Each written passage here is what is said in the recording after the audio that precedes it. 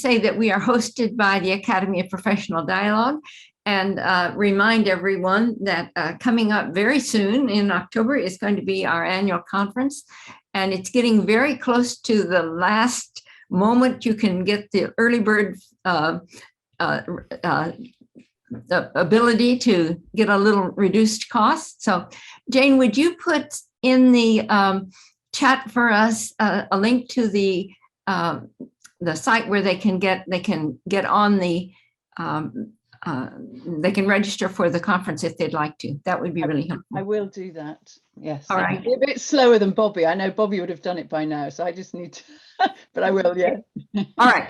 So having said that, and welcome to everyone, I'll ask Jane now to do one more thing. And but Lauren, will you turn your camera on? Because I'm going to ask Jane to take a picture of us all. Mm-hmm. And Monica and Valerie, could you as well? Otherwise, we'll just see your name. Okay, maybe they don't have. They may not. Oh, no, wait. Start video. Yeah. Oh, I don't know. Well, go ahead and take our. Somebody's saying that they're having problems, so. Okay. Yes, I do not have access to my video. I apologize. Okay, right. That's all right. Thank you. Well, your name will show up that you were here, so that's good. Yeah. Yeah. It's I'm gonna admit Elizabeth. Oh, well done. Let's get Elizabeth in. Okay. Yeah. They're in the photograph. Yep. She'll be right a second, I think, to come. Hello, Lauren. Yeah. Hey, Lauren. Haven't seen you for a while. It is great to see you, Lauren. I've been talking about you lately, so you're often in my mind as I'm quoting you. Harry, that's very sweet. Yeah, sorry for the late joining, just running from meeting to meeting here. So glad to be here.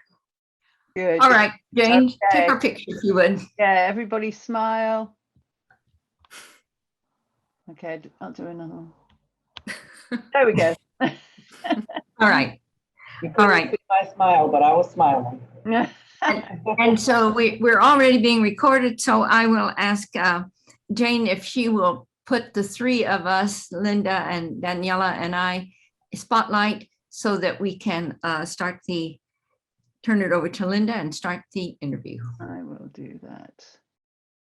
Let me spotlight Linda and Nancy and Daniela. Lovely. Nice. Did that work? Yay. Thank you. Here I see the three of us and everybody else is kind of framing the screen. So I first met Daniela actually I think I met her at the second conference, but then I was able to attend the conference last year where she presented a paper on this same topic, and I was fascinated. So I'm really delighted that she's able to be here with us today. So she's going to be talking from her experience with teaching primary school children in the classroom. And then based on that, she has done some teacher training of university students, trying to help them to integrate dialogue into their teaching. And then she's done some research with that. In fact, she's done some international research that's looking at talk in schools, that it's very seldomly dialogic. So we'll get into that with her and what it has been, and then hopefully what it's going to maybe start looking like if we can move it towards the dialogic end of the continuum, the communications continuum. So I guess that leads me into my question to Daniela. How did you even first find dialogue, and what made you want to then bring it into what you were doing with primary kids? Well, maybe I'll start with how I taught when I was, or how I always taught. I was always interested in what my students thought, if it were children or if it were adults. And actually, I didn't know about dialogue or the concept of dialogue until probably 5 or 6 years ago. And I was introduced to dialogue through my colleague who's also here and that I wrote the paper with, Heike de Boer. We worked together at the University of Koblenz, and she'd been working with that for a longer time. And then my other contact with was Mechthild Beuke-Galm, who's also a member of the academy. And yeah, I just realized that dialogue gave me a language to explain and to understand better what is important for me in communication. So it helps me understand myself better, and it helps me explain what is important to me. So it sounds like you just started to experiment in your classroom, right? With more like conversational dialogic forms. Not so much maybe. And but well, actually, I used to teach classes on picture books, on how to lead conversations on picture books for a longer time. And then I had a student who also was in a class of Heike, and in her classes, the basis was dialogue, and the students went to primary school 3 times during the semester and recorded their dialogues 3 times, and they were doing philosophizing with children. And I had a student who was in that class as well, and she did some master thesis on all the conversations that came up in my classes. In my classes, the students just went to primary schools once in the semester. And I realized in this master thesis that there were always some dialogic exchanges in there, but a lot of times students did not work with wonderful answers that the students gave. And that was the reason when I thought, okay, I need to change the concept, and it has to be more about how can we get into dialogic conversations. So that's how all this work started as a co-work. And for me, in the literary context, I transformed that concept. And it has changed how I teach classes in general, because I've started to or I use more process-oriented impulses, I think. So when there's a group discussion, I don't ask what were your results, but I ask, you've prepared a text, you've talked to each other, so what is it you're thinking about now? And my experience is that a lot more students speak, and it's a different kind of exchange because there's no right or wrong. It's their thoughts on what they've read and thought about. yeah. Was it hard for them when you first started to do it? Was it hard for the students to make that adjustment? It always is. And I think it's every time again, because not only research on school talks shows that it's very seldom dialogic. Usually it's the student looking for the right answer, and the teacher is the one who says it is the right answer. So it's not really about thinking together. It's not about creating new thoughts. And of course, every student is socialized like that, and every parent has gone to school. So these are very, very, we're socialized into conversation patterns like that. And we are socialized into not having long breaks to think about something. We're socialized into not, saying things that we maybe haven't thought through to the end. It's more goal-oriented talk we're used to. So it's maybe like a little island, these classes. And I think what is the most challenge too is to, as in my position also when I teach these classes, is being able to leave the break be the break, and maybe have a 1-minute break. And that makes students nervous too, because it feels awkward. So that's what the pattern breaks were about, that Heike and I found when we did the online classes on dialogue. Do you want me to elaborate on that? Yeah, to say a little bit more about the online classes. This is coming out of COVID, right? Your experience. Well, we used to teach classes where the students went, where there was a start with dialogue, and then the students went into the schools had dialogues with primary school children, came back with their transcript, and then we worked on the impulses, on the pauses, and on how they worked with what the children said. And a lot of times that was very different from what they thought they did. So when COVID came 3 semesters ago, the students couldn't go to school, and we had to find a way to, teach the class online. And at first we thought that's a strange setting, doing dialogue, not being in one room, not sitting in a circle, not getting to know each other like you do when you meet. But we created a concept where in the center there was the reflection of one's own experiences on the different practices of suspending, listening, voicing, and respecting.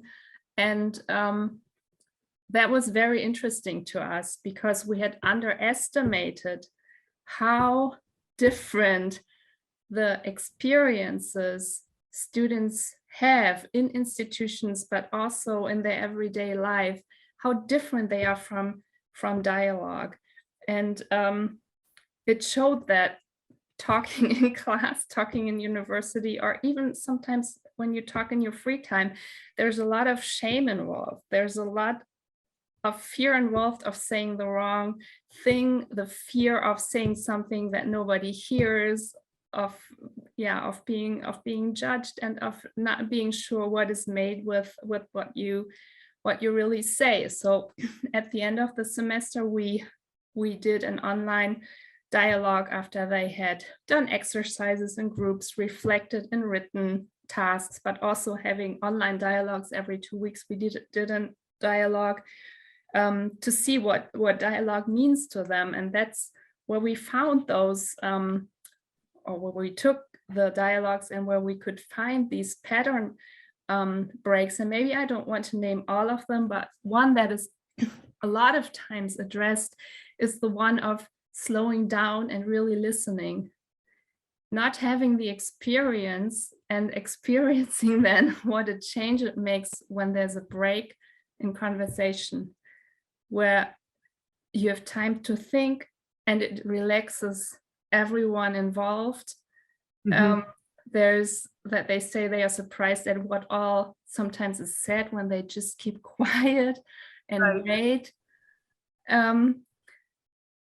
And of course, another practice or another pattern break that's very, very obvious is, and that's important for school teachers, is suspension instead of immediate evaluation. Because in school, it seems like it's normal to always be evaluated, and that's what happens in our minds too. We evaluate what we hear, and that prevents us from listening. Right. Are you, and Anthony, I want to get you involved. So I've got one more question. So do you teach the children the skills like voicing, suspension, or is it more the teachers bring those into their classrooms? Well, I think if I had a class now, that's something that you would have to do. And I think it's important to set the rules of one person speaking at a time, of leaving breaks, of, not commenting in the sense of judging what somebody said. But when the students go into the classes, out of our classes, they, how do I say that? I think they are lucky, or they are not so lucky, to get into a classroom where there is a culture of talking together. And we'll later show an example of a little dialogue on a picture book. That class was in a culture of speaking together that had relation to dialogic speaking. If you're in a class, or if you go into a class where children are not used to even listen to each other, you don't have a chance. So the students that go to the classes, they don't teach skills, but I think it would be a great idea to try that out. They bring it through how they act. Of course, they give a few rules, but if you only go so at one point, and then 2 weeks later, 2 weeks later, you can't change a culture. You can change a little bit, but so in those classes, I think it's more the student teachers trying to bring in what they want. And sometimes it works great, and sometimes it's more difficult because the culture of the class decides a lot. Yes, yes. Nancy, did you want to get in? Yeah. So Daniela, I like the idea of the teachers hearing, suspending so they can hear and not evaluating what the students are saying. But what value does it bring to the students? How, if an instructor is able to do that, is able to break the pattern, and the students are able to think together about something, what does that bring to them that's valuable?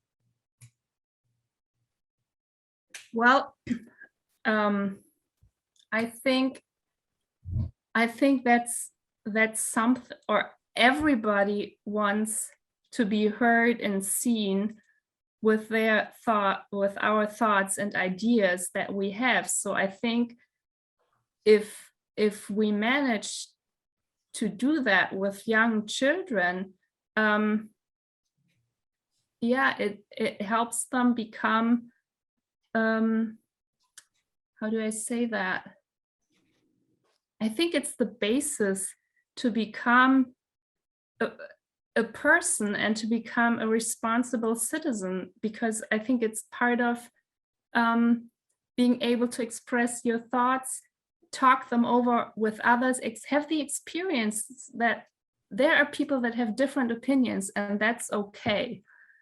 I think it's a very basic experience that we can try and offer in school. And of course, in school, evaluation is always, one can say, in the air.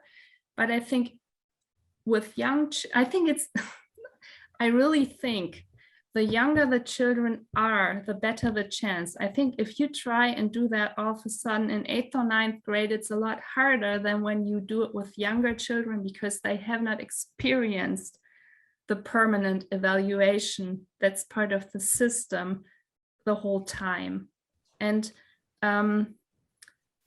I think there will always be a tension between the part that the evaluation brings in, but my idea would be, you can still build aisles. When you talk about a picture book, you can still build aisles where it's possible to just get into an exchange. And of course, still it's a system where the teacher is in a different position than the students. But there are many examples of moments where it's possible. And I think that's a value in itself too. And the more moments, the better. So is the idea then that children need to, you talked about connecting it to responsibility and to democracy, right? So is the idea that children can express their own idea? Well, let me back up from that. Is it more this idea that I don't know what I think until I hear what I say? That children being able to give voice to an idea actually helps them construct their own thinking? Is that a piece of what you're saying?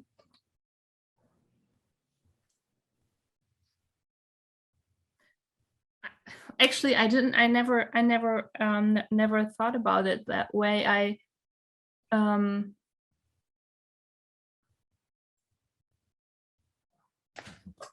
Well, I think it's part of it. I think we all tell ourselves our stories, but I think it's also the experience and the joy of thinking together, getting to know something about others. And in that, I can also realize who I am and what I relate to and who I relate to, and maybe whose ideas I don't relate to, but I still might like the person. Mm. Yeah. I think especially in literature, this is so important because literature can be interpreted in so many different ways. So you're actually helping students learn that their opinion about literature is important so that they become a co-learner with the others in the classroom and even with the teacher, right? Yeah, and I think in literature, what is so great about literature in that respect is you can talk about very personal topics, but you can talk about the fictional characters, and you don't have to reveal yourself, but you can still get the idea of, I don't know, maybe fear or death or something like that. But you don't have to say, I'm afraid. You can talk about, if I think about the example we'll have later on, you can talk about the mouse's fear. So it's your own, it's like you're talking about your own in the disguise of fiction. Yeah. So maybe this is a good point to actually do the little role play and dialogue so that we hear we have an illustration to think through. Okay. So you're going to put on the screen the picture that's in the picture book. Yes. And Daniela's written out a little script for us. So Daniela's going to be, you're the teacher, aren't you, Daniela? Yeah, Nancy, but let me explain a little bit about the story before we do that. Okay. Is that okay? Good. So we'll show you an excerpt from a conversation or from a dialogue that two university students had with a 4th grade class. So that was the 3rd time during that semester that they went into the classroom, and they read the book. Some of the German listeners might know the book. It is Hast du Angst, fragt die Maus. So in German, it's Do you have fear? Asked the mouse. And in the story, the little mouse Mina that you can see sitting on the lion's paw in the picture just has no fear. She's not afraid of anything. When the cat comes, she's not afraid. And she's jealous of the other mice because she wants to know what fear is. So she goes out into the world to ask different animals if they have fear and if they can show her what that is. And one of the animals is the lion. So she asked the lion whether he has fear, and he says, well, I don't have fear, but I can make you have fear. And he roars like you see in the picture, but the mouse doesn't, or does what it always does. She's just sitting there, she's leaning back a little, and she's just not afraid. She doesn't feel fear. And we'll show you a little excerpt from a 35-minute dialogue on this picture book now, where the children come to the question whether you can have or feel fear if you don't know what it is, or if you don't know the word fear. And Linda, Nancy, and I will read you the conversation between the children. I'll be the university student that acts as a facilitator in this case. And yeah, so if you are ready, Nancy and Linda, we could start the reading. All All right. Here I go. Well, I think the mouse will never feel fear because it doesn't know what fear feels like. If you don't know something, then you can't really know what it is. Danilo and Madlina have just said that the mouse cannot feel fear if it doesn't even know fear. Do you all see it that way? Yes. Well, If you don't know fear, you can't feel fear at all. Thomas. I think she can. I think she can feel much fear, only she doesn't call it fear. Hmm. Yes, then it's actually not real fear at all. Not for the mouse. Danilo, which was Linda. What do you mean? Yes, well, if it, she does not feel real fear because she doesn't feel fear, but rather, I don't know. I don't know how to explain that. Amelia?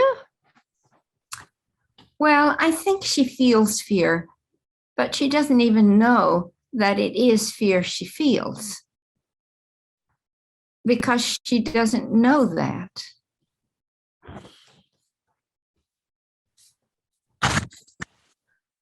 Thank you, children.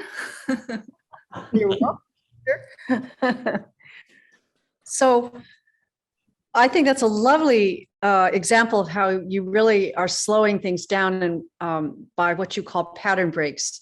I didn't understand that exactly, but I now understand the pattern is taking the kids away from the sort of the way most teaching is done now, which is the teacher, this is the main point of the story. And then they ask the question, what is the main point of the story? And they want the student to tell the teacher what the main point of the story is. Whereas this is such a nice example of just allowing the students to have a conversation and bring them in, right?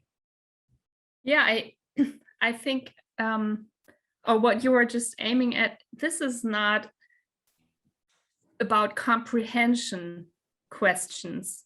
Right. It's not, have you understood the story right or correctly? But the children exchange ideas and they get to the question really if there are experiences beyond consciousness and language. That's the question that is touched in their exchange. And for me, that's an example, if you want to take the distinction that Bull makes between thought and thinking, asking what has happened in the story here would be, you repeat the thought you have heard, but here this develops into thinking together, into creating something new, and the children express unfinished thoughts. And I don't know how many times you hear a student in class say, I don't know how to express it, like you read in the end, without having the feeling I should know. And I think that's the other side, and that's the side I think is often forgotten when we look at school talk, because of course it's not only the children that do that. They do that because the student teacher in this case opens up spaces in the conversation where they can do that. And the first thing that enables them to talk to each other, that goes back to what you asked before a little bit, whether you teach the skills. Of course, there are some rules involved, because here the children are obviously used to call on each other. Not everybody's talking to the teacher, and the teacher is giving the right to talk. I don't know if you mentioned, Nancy and I said we'll keep the pauses that were in the transcript, and there was a pause up to 6 seconds.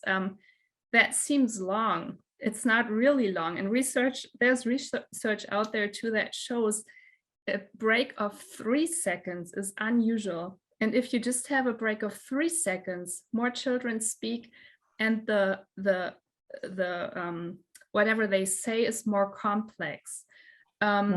And the student, I think that is very important too. She asks real questions. She wants to know what the children think. She wants to understand their thinking better. So she listens well, And also, she does not evaluate everything that's said. And if you take that with Boehm's practices, she suspends her opinion. And I think that's a very important part of why it's possible to say, I'm not sure, I don't know how to say it.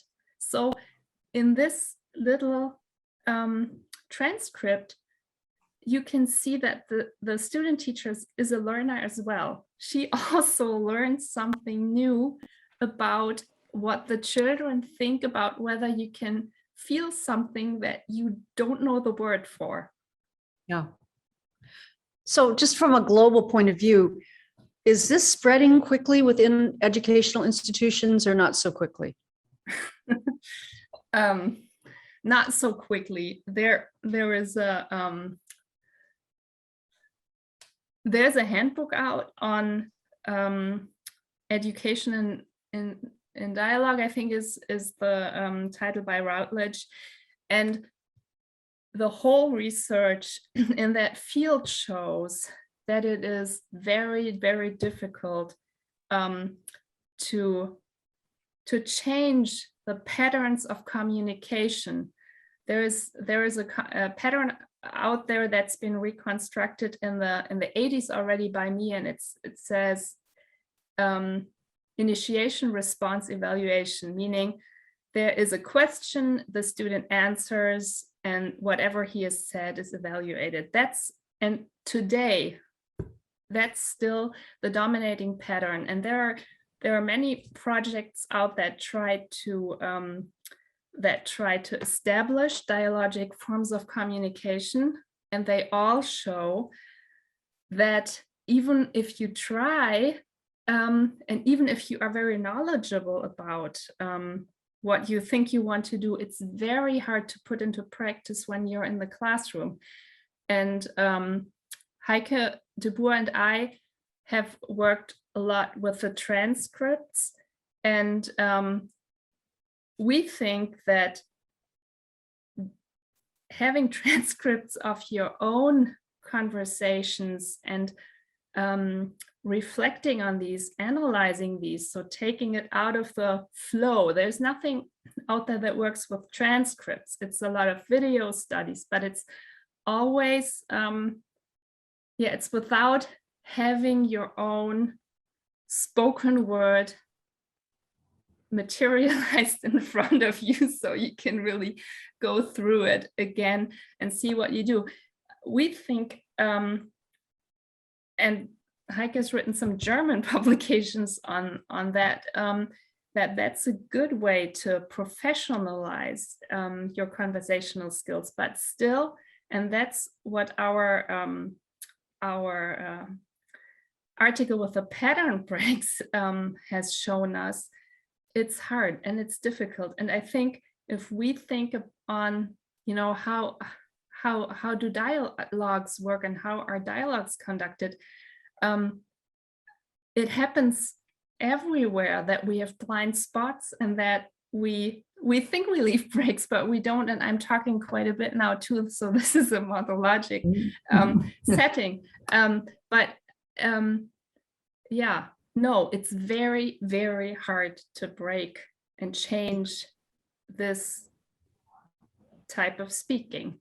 I would think you would need practice fields for the teachers so that they are more familiar with the form themselves and they get reinforcement all the time before they try to bring it into the classroom. Right? I think you need a process. You need to go with groups into a process, but I think you need people that really want to do it. And I think best is when you have a whole institution that wants to do that. But if you go with dialogue into an institution, it's a power institution, just like the university. A lot of things get turned around. So I think it doesn't work without, if you look at schools, the headmasters, or if you look at universities without the head of the university wanting to introduce dialogic ways of working together. And yeah, that's what you need. It seems to me one of the problems with it, Daniela, is that teachers are responsible for providing students knowledge and reasoning, right? So they are responsible for evaluating students, and they also, from your perspective, and I agree with it, they also are responsible for helping students develop their own thinking. But those two things are sort of in opposition. I can either spend my time making sure they understood that 2 times 2 is 4, or I can, I can have a dialogue about arithmetic. But but isn't the problem that you're asking me to do both? And then I have to decide, okay, when do I do the dialogue part? I'm interested in your thinking, not the right answer. And when do I do the part that I'm probably going to be judged on, which is I've got to make sure that you really do have the answer to this question that I'm asking. So talk a little bit about that difficulty of balancing those two things. Well, you're right, it's a difficulty, but at the same time, I think it's a chance to even become aware that there are these two possibilities. I don't want to. I think it's important that it's part of school that it's goal oriented, and that there are assessments. We can't change the system, but I think, or you have to go out of the system maybe, but I think within the classroom, and I know that works a little different in the US, but from how I've known it in the US, at least, you have your class for 1 school year. The way it's organized in Germany, you stay with your 1st grade class until 4th grade. So you have the same group of kids for 4 years. Wow. And a lot of times, maybe you have 2 teachers, and then you have 1 or 2 that come in for 2 different subjects. So you spend a lot of time with that group of kids. And I think that gives you more flexibility to do both. But yeah, the difficulty remains, but I think the part of seeing the student in what he is good at is part of that too, and seeing the strength of children. And I think that is something that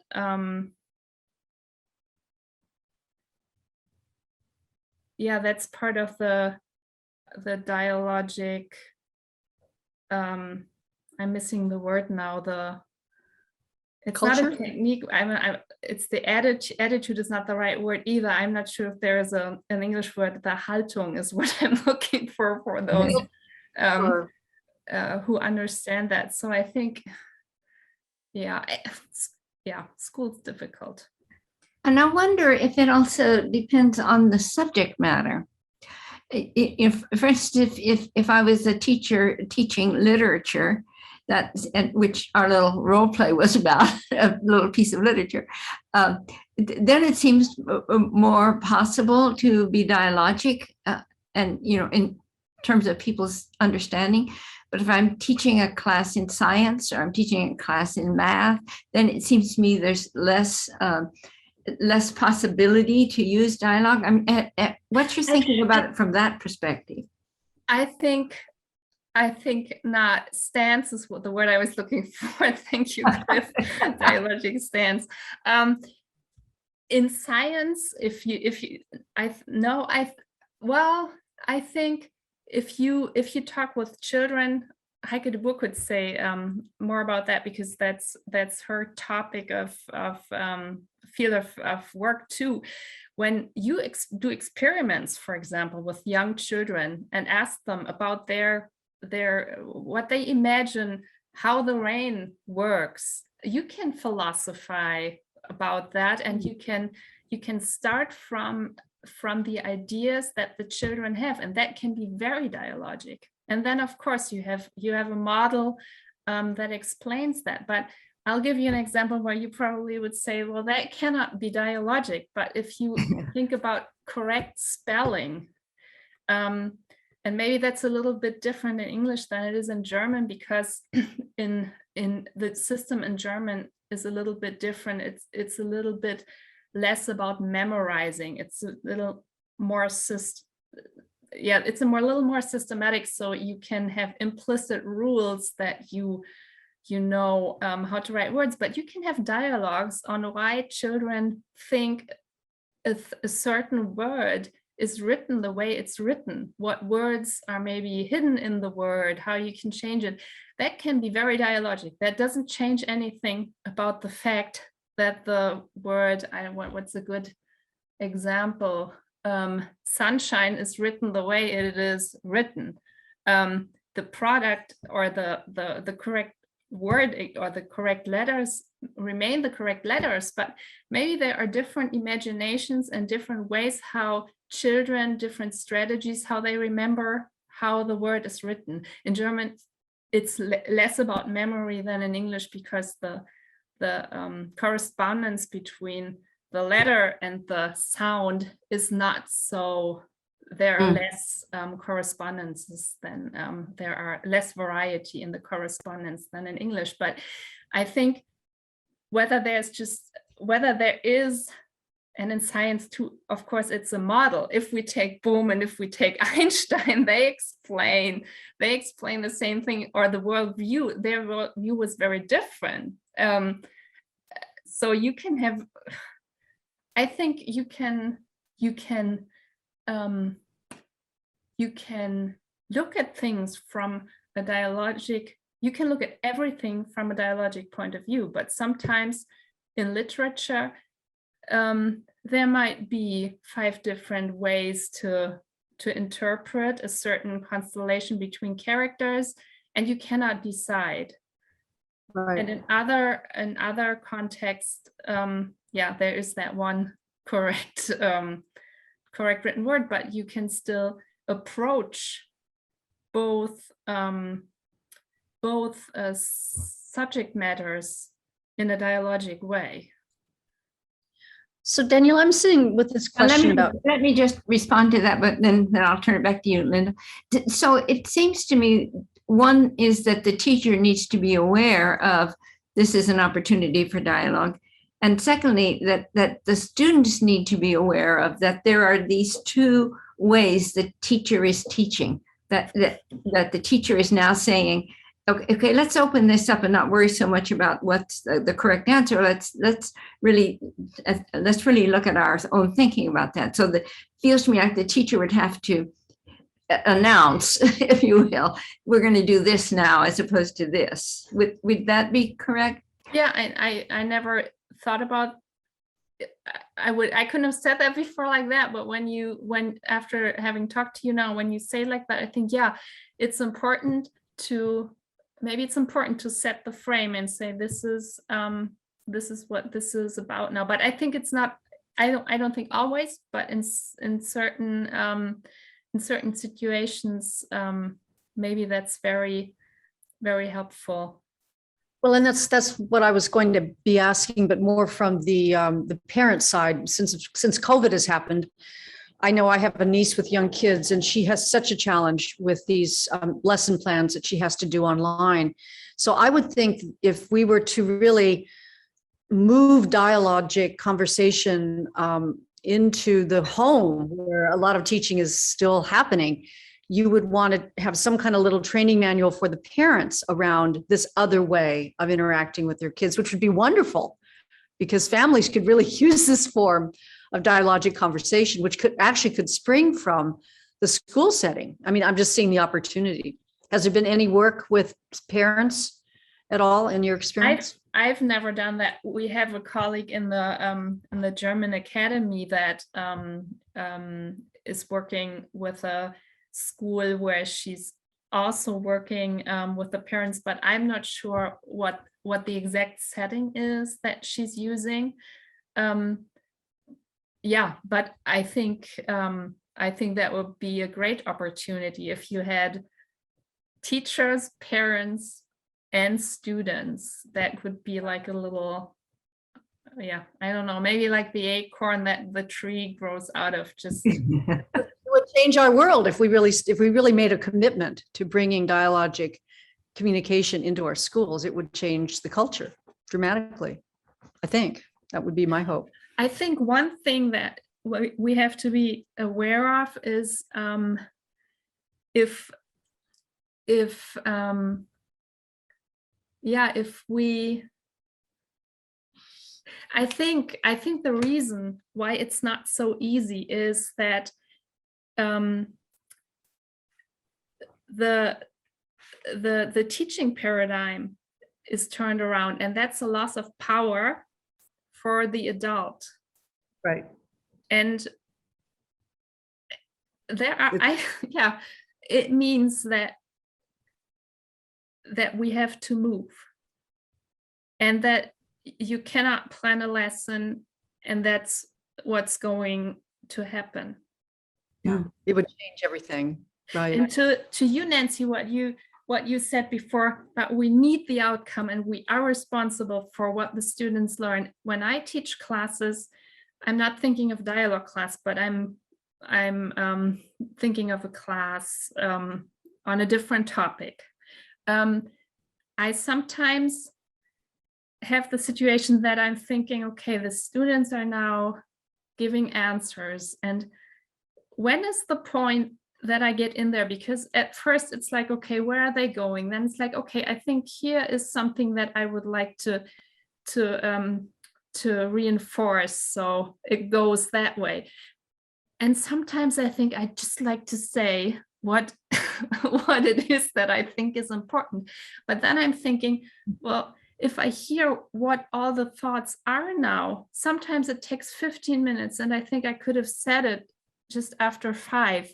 But sometimes it takes those 15 minutes for the class, or not even the class, for maybe, I don't know, 50% of the class to get to the point where I wanted to be 10 minutes ago. So something I often ask myself when I teach classes is, where's the point to let the process go to reach a goal that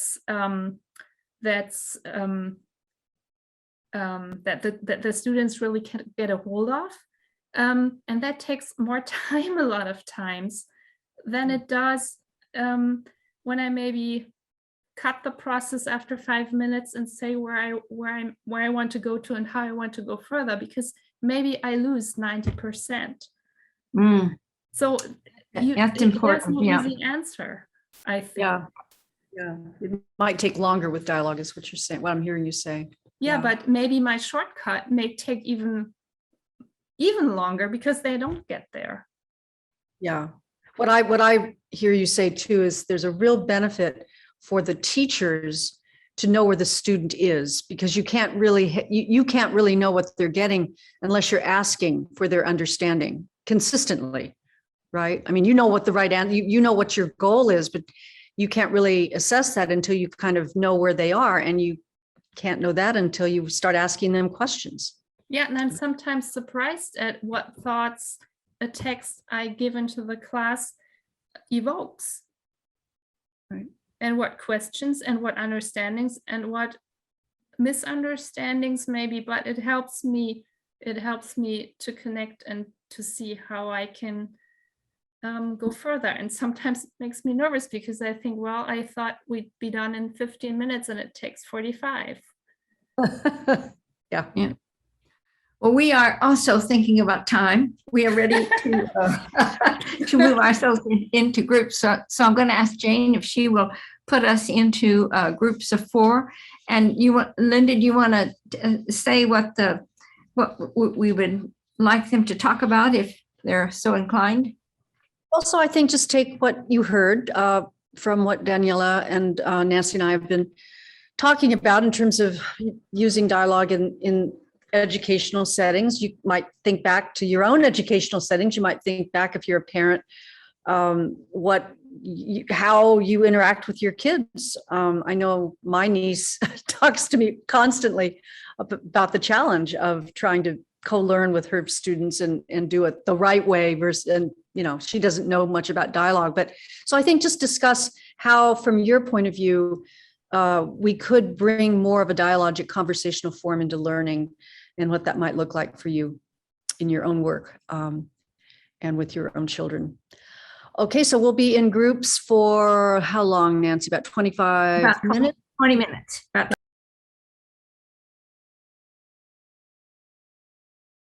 Okay, looks like we're almost there. So as we do, for those of you who have joined us before, we'll, I think Nancy may play some music if we're lucky, maybe will. not.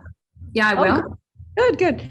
So while she's going to put some soft music on, we'd ask you to use the chat.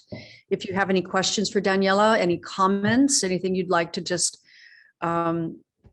say to Daniela, if you put it in the chat, what we'll do when the chat period is over, we will call on you and we'll ask you to speak either your comment or your question to Daniela. All right. So do your thinking. And you will have about 5 minutes or so.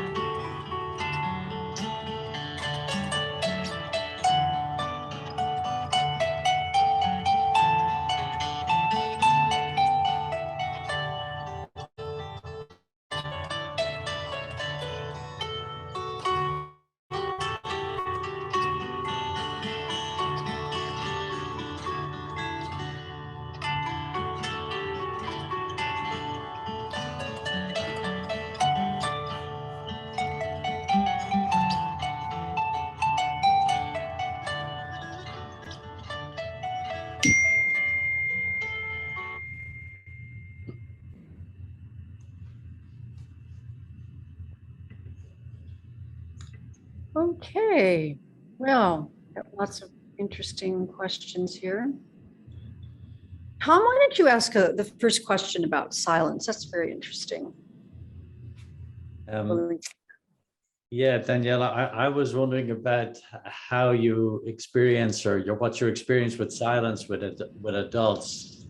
I have such a good experience with kids, and I'm beginning to realize I think I get afraid of silence because it takes me into where I don't know, and I want to stay safe. I feel safer with just staying with what I do know.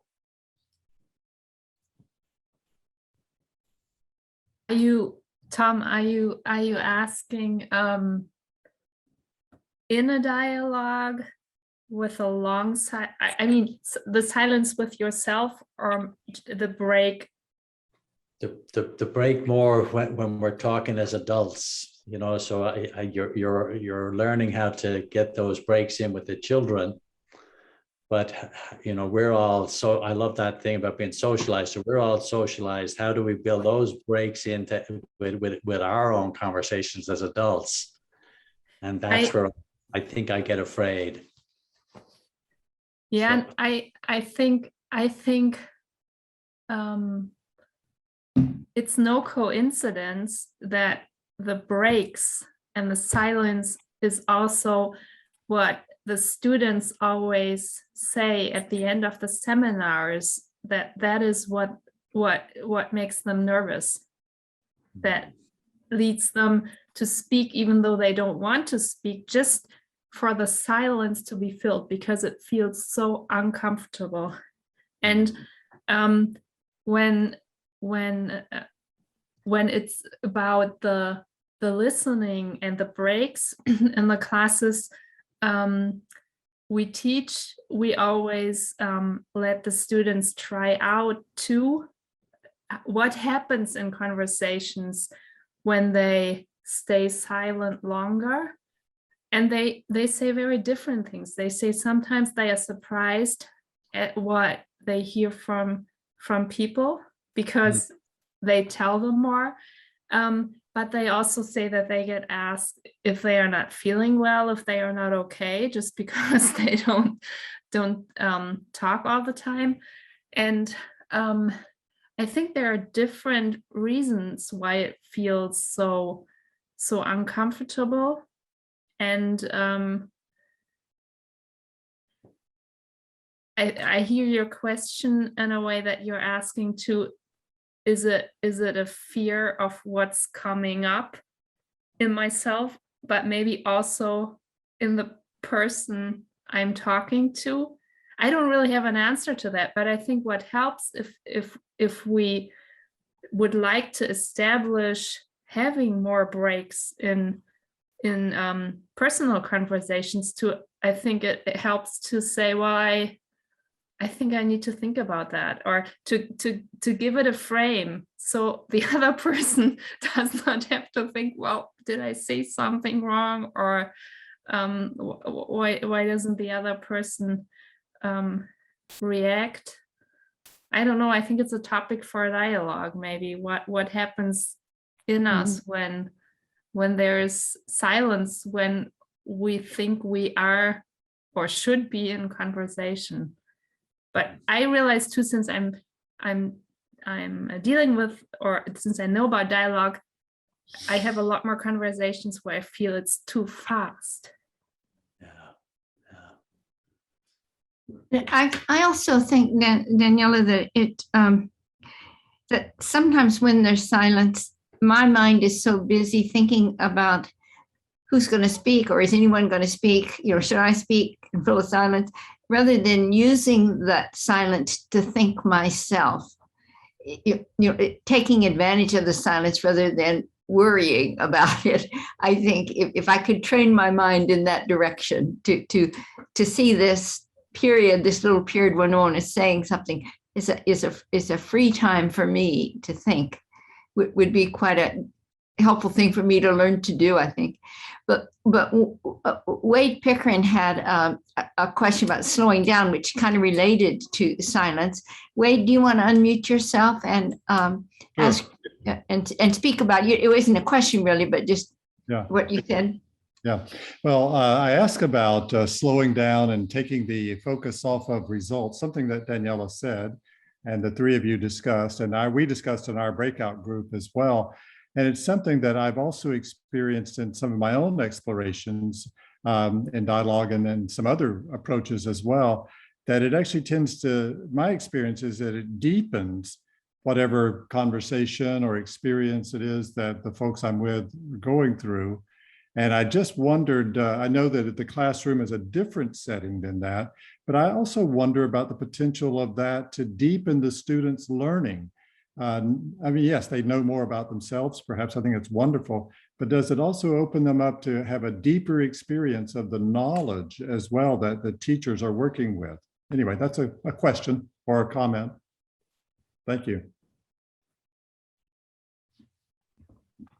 I just want to comment that our next speaker is with us. I'll be introducing him in a little bit, but Steve Rosen is quite an expert in slowing things down. He participates in a dialogue that I co-lead once a month. And if you'll have any comments, Stephen, please feel free to pop in, because you're always slowing us down, bringing us back to that present moment. And what I find is it's in those times when we slow the conversation down that we have time to reflect, so that the conversation goes more deeply. I have to start by slowing myself down, but I agree. We'll get a good dose of that next month. Okay, Sharon, why don't you bring in your question about type training? That's a very intriguing question. So I guess one thing I've noticed in all, with dialogue, and I also teach crucial conversations, which is about how do we have dialogue and trying to resolve conflicts. And then of course, then attending and then also doing type training. It seems like all my worlds are converging into one area. And one of the things that we talk about is the fact that we really interfere with people's thinking if there's noise or talking that's taking place after we've asked a question. So we ask a question and we don't get an immediate response. We start filling in the gap there, or maybe think we have to explain a little more what that's about.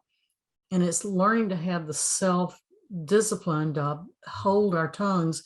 And one of the things that we talk about is especially difficult for introverts, because the interior of the introvert is such a rich area. It's amazing that if we as extroverts would ever be quiet and give an introvert a chance to share that, it could be just astonishing. And I would certainly say that. Wade was in our last session, and Wade is an introvert. I'm an extrovert, and I love just hearing things that were coming out of his mouth. It was like gold nuggets that he would just continue to add to our group, and reflections, and I just find that to be so rich. So I was curious about y'all's take on that. Notice I'm Southern. Y'all's take on that.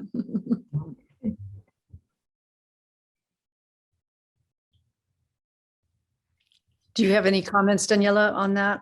Well, I was just thinking when you, Sharon, said that it was such a challenge for the more introverted people. I was just thinking of a student from last semester who said through getting to know dialogue and the importance or the possibility even of silence, it really changed her life, because she says, I was the person who always told all the stories. And when I go to places, people think I'll be telling stories. And sometimes I come home from work and everybody expects I sit down and I tell stories. And so she realized how good the silence was for her, how stressful that role was for her, and how she not only got to know more from other people, got to know more about other people because they needed to speak, but also how she just got more relaxed in her everyday life because she took the breaks she needed. I hope I caught correctly what you said.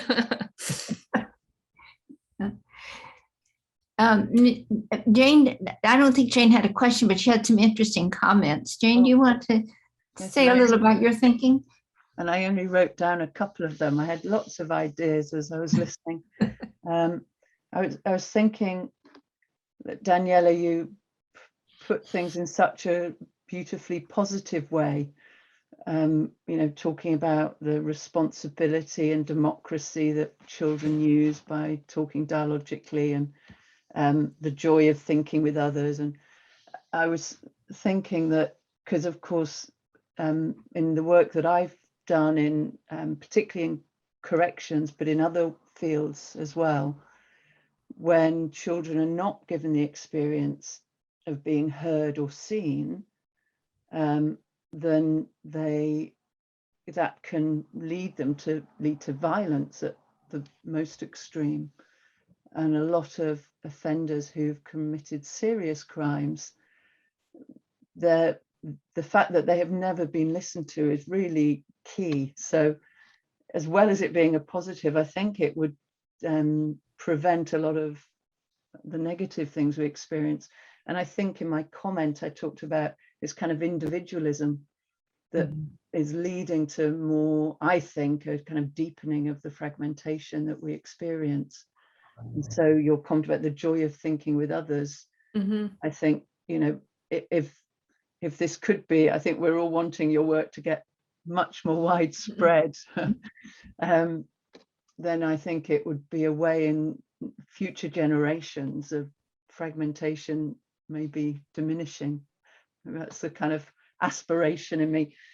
And then my final comment was, Nancy, really raised by what you were asking about English versus science and maths. And I know I have a friend who's developed a way of teaching maths, which is more relaxed and about patterns and images and singing almost for young children to learn maths, because this maths anxiety has become a really big issue in this country.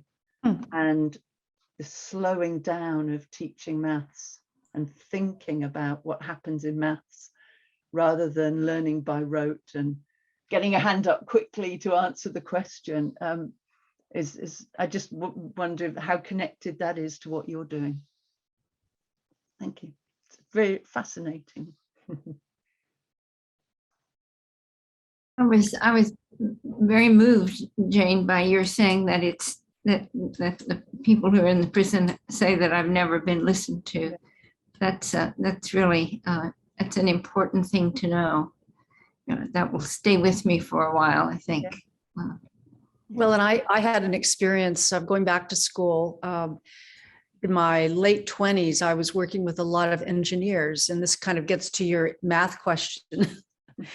And I kept asking questions of the teacher. Why does Ohm's law have to be Ohm's law, which is one of the basic fundamental things you learn in engineering? And the professor got so frustrated that I kept asking these philosophical questions in an engineering class that he asked me to come up to the class at the end. Yeah. And he said, "What's your background?" And I said, "Well, humanities, you know, MBA." He said, "You don't belong here. We don't ask questions in engineering." So, I mean, I relate to your math issue, because if I couldn't have asked those questions and engaged in conversation, there was no way I was going to continue with this class, you know, given who I was. So I guess people who are more introverted, who are more humanities oriented, just would never go to an engineering class. Yeah. I know. I mean, I don't know what they do in your countries, but here, very young children are given long lists of timetables, sums, and they're timed, like how many can you do in such a certain amount of time, which is completely the opposite end of what you're talking about, Daniela and Heike, as well, in slowing down. Now, I don't know why you have to be able to recall times tables quickly. I have no idea what value that adds, apart from to make you hate maths. If you're good at it, that would be one thing, but if you're not good at it, right. And Annette, we haven't heard from you, and you had some thoughts. Do you want to speak for a moment about sort of what you got from this today? Well, I got a lot out of what we talked about today, but I'm staying in the moment with what we were just talking about for a second regarding pace and some of these other things, because something that came up for me as we came back was this notion of almost a paradox in, we were talking about slowing things down, and I was thinking about the difference between reflective thinking and critical thinking. And so I could relate that, you know, reflective thinking slows things down, suspends judgments.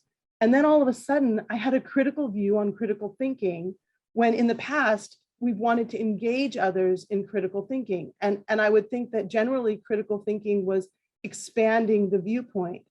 And the curiosity that I have now is, but is critical thinking somehow encouraging the distinctions and the judgment that is the counter to suspension?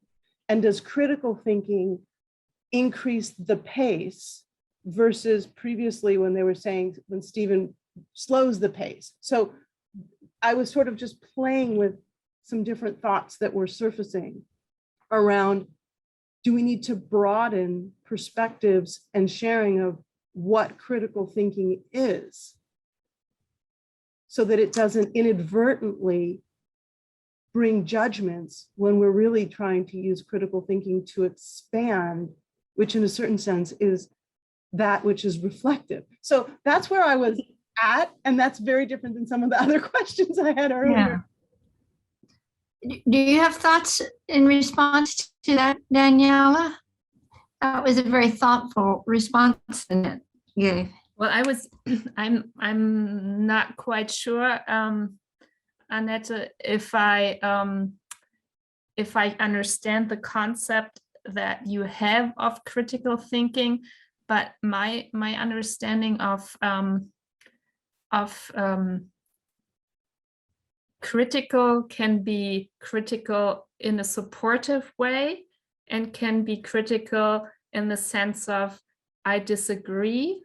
So from my understanding, I think, I mean, it's not like it's not like I don't have opinions in a dialogue. So I think what I'm aiming at to say is, I think for me, critical thinking can bring pace, but doesn't have to bring pace. And I've been in dialogues that were very paced where I didn't get in. So I think maybe it's the awareness of the participants, no matter what type of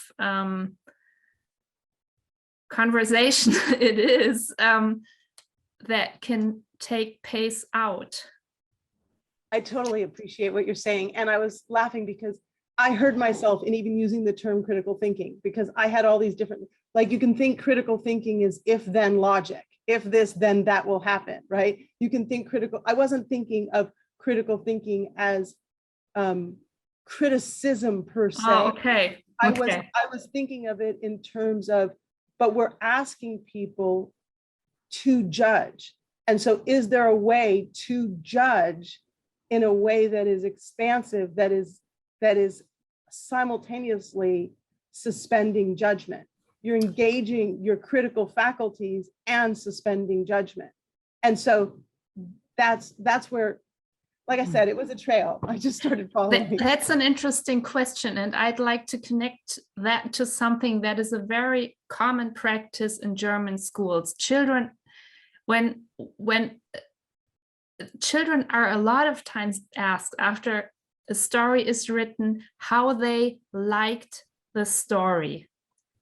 And that's asking for a judgment of the story. And when you go into a class like that, and in text writing to picture books in elementary school, I often use the task, write down your thoughts. And when you get into a class that always judges what it has heard or done and says, I like this and I like this and I didn't like this, they don't write down their thoughts when you do it for the first time. They say they judge the stories. And I think there is a practice of judgment within the task in schools that asks children to judge. And that, I think, is contrary to, or another way to, I don't think that it's really the judgment that the teacher aims at. The teacher aims at the thoughts the children have, because then you can elaborate. But if you say, I liked it, I didn't like it because, that's very limited. But if you say, you know, what are your thoughts on the story with the mouse? You can explain something, and there can be different thoughts. It's a more complex question. But I think in school, a lot of times we have those tasks where judgment is involved in the task. I think that's something that that is important to be aware of too. And then just to close out, and then the thought, that's how it connected back to pace for me, because I wondered if there was an unconscious relationship to incurring competition and in that process, and if that process of incurring competition was part of that which increased the pace. I think there's always competition. And I think that's why students, for example, one of the pattern breaks is thinking together instead of self-presentation. And that's not only in university. I think that's part of the school system, showing you're a good student. And once you are a good student, you are part of, or if the other children look at you that way, every conversation is part of that judgment. Because if a student that the other students know is a good student says something, they orient themselves at that. And that's why in this little role play that we read, it was so important that the student did not judge anything the student said. There was no utterance worth more than the other. Yeah. That It was really, yeah. I just want to make one little comment. It seems like if the teachers understood the difference between discussion, who's right, who's wrong, and dialogue, where all judgments are acceptable and just part of the process, then we wouldn't get into this sort of back and forth, who's better, who's worse. That's where I think learning gets stunted. You're afraid to put your viewpoint out, because if there's an emphasis to get to one right answer, then I don't want to be made a fool, right? So if I'm not sure of my answer, then why would I put it out there? And I'm going to move us now away from this discussion, but I just want to acknowledge that Satar has put a really lovely quote in the chat. So look at that if you can. But what I want to do is ask Steve Rosen, who is on with us and who will be our speaker next time, to say a few minutes about what what he'll be talking about, and just to encourage you all to join us at that time. So, Stephen, would you speak for a few moments? Yes, thank you. Silence is key in what I'm going to be talking about, and questions that are going to arise next time in September. Just to introduce myself very briefly, and I want to make it quick because I want people to be able to savor Daniela's presentation and interview. I'm a retired psychology and philosophy prof from the City University of New York. I first heard about dialogue in a meeting with David Bohm in 1990. He pointed me toward a dialogue in New York, which is where I was living then. And I joined that dialogue, and I incorporated dialogue into my classes in phenomenological psychology and existentialism. And when we moved to Canada, we initiated a dialogue group in Vancouver. what we're going to be talking about, or one of the things that's going to come up in the questions next month for my interview, is the somatic aspect of dialogue, which Bohm took as very important, very fundamental to dialogue at the deepest level. Here we're dealing with bringing dialogue tangibly to life by incorporating a felt sense of what we're experiencing in the moments of our interaction. So it isn't just theory or intellect, but it's feeling as well, and it's sensory awareness as well. All of those dimensions, for me, fit together to deepen dialogue, and that will be one area that we're going to be covering next time. I think that's enough for now, and I look forward to seeing you next time. Thanks, Steve. You've intrigued us already. That'll be on the 24th, as I remember. Same Exactly. time, same place. So we have just a few minutes left, just enough time if anybody wants to raise their hand, and we'll just call on you. Any closing remarks, anything that you'd like to share from the session? Anything at all? Any further questions, or just any ahas you made? So this is kind of our checkout period. So yeah, what you'd like to say in the sense of a checkout. Any feedback to Daniela would be great.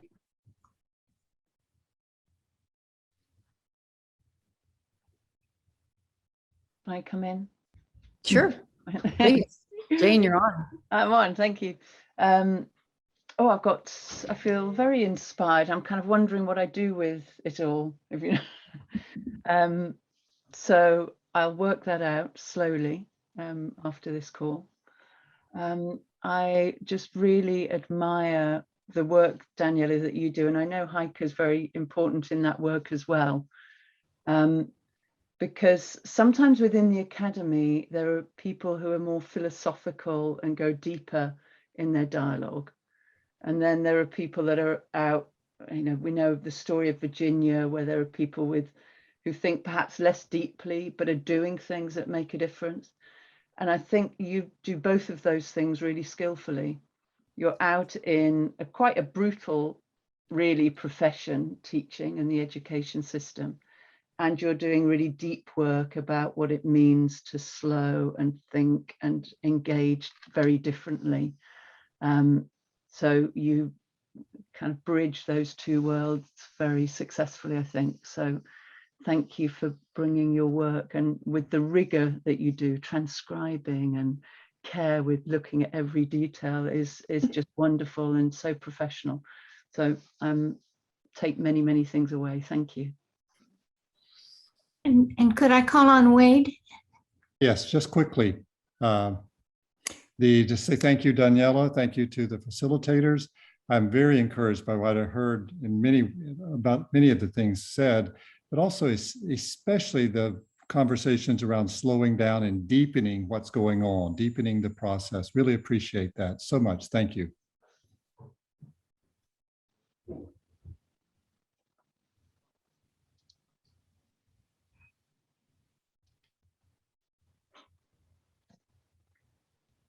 With Annette's reminder, thank you, Annette. There is the link for the conference. Oh, good. Thank you. And they can, and it's still until the 31st that they can get the early bird rate? They can. And if you look on the website, there's many other discounts for students, and we have bursaries and groups, and, you know, buy one, get one free, kind of bring somebody with you. So, you know, please, if you're interested in coming, don't let trying to get, you know, don't get the need for an early bird put you off if you're a bit late. I just wanted to make it. Oh, I'm sorry. Go ahead, Linda. I just wanted to thank Daniela for doing the work that she's doing. It's so important and it's inspiring. And I think it's also can be transferred. I think we're all children. We're all still learning. So all the things that I heard today, I can take with me into my workplace as well. Thank you. Thank you. I was just going to make a quick comment. I really enjoyed sharing your question about type. I'm an introvert, a off the scale introvert. People don't know that about me. And I think that's why I never liked school, because, you know, given the school system that we have for introverts, it's too fast. I could never get in. And so it wasn't until I got into a psychology class, you know, as a graduate student, that I started to enjoy school. So I appreciated your comment about that. Yeah.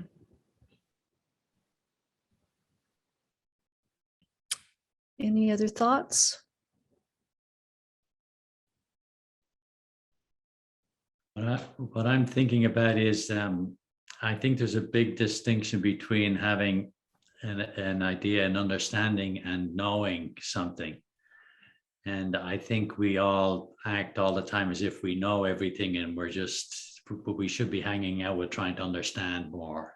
And so that's what I loved about the two kids, their conversation. They were just trying to understand. And I love that piece about them often saying, I don't know, I don't know. I think that's great. And you loved our role playing too? Yes, I thought you guys did a fantastic job. Thank you. Yes. We rehearsed it several times. That was quite something what you guys did there, because you could see the kids, you could see them. That was awesome. Yeah. Sharon? And, you know, piggybacking on what Tom just said, I've actually got a book club going on, this book it's by Adam Grant, called Think Again. And what's so great about this book is his whole point is we don't know as much as we think we do. We should, instead of reading a headline, think we're fully informed on something.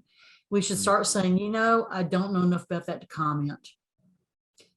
And honestly, you and I have both seen just things in the headlines these days, the news, the quickness with which people all of a sudden become experts on topics which they knew nothing about, you know, yesterday or the day before.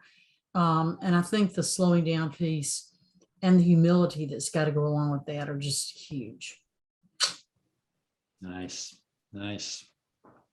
May I say something? I'm